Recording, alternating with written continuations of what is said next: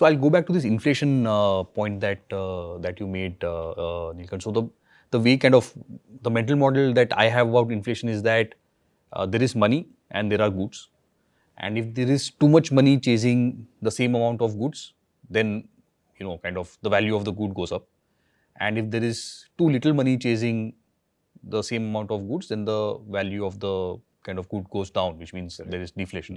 Is that the right kind of way of thinking about this? Yes, I mean, at a very simplistic level, I mean, absolutely, that is the way it works. So that if for, as a thought experiment, if say in our economy today, we increase the supply of money by 20%, of course, many complex things will happen. This is never things happen in a straight line, but as the dust settles, what you will find is that the price of everything has gone up by 20%. Right, understood.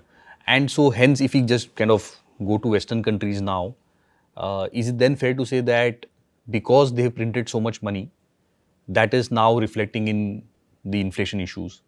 And to solve the inflation issue, one of the things, like people talk about interest rates, but maybe the other thing they have to do is just to kind of... That's a very important point, because we have been, tracking money supply and M2 growth in the US, though in most of academic literature over the last 15, 20 years, the quantity of money was never a thought, right? So it was, but there is research now which shows that when inflation is very low, as it was for 20, 25 years in most of the Western world, then the quantity of money does not make that much of a difference. But when inflation starts to go up, then I think controlling the quantity of money is also very important.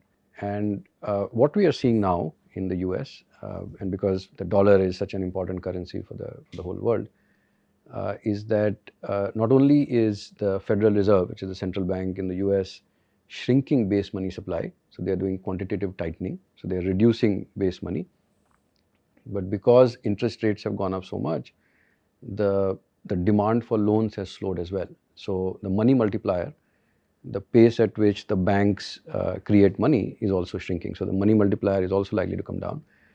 So from the peak in sometime in 2021, the M2 level, so the broad money level in dollar terms, is actually already down by nearly $1.3 trillion. I think when we are thinking about inflation and controlling of inflation, especially from such high levels, that is a very important mechanism. What has already happened though is that because of inflation, right? So remember that a lot of money was printed in 20 and 21, and then they started doing tightening.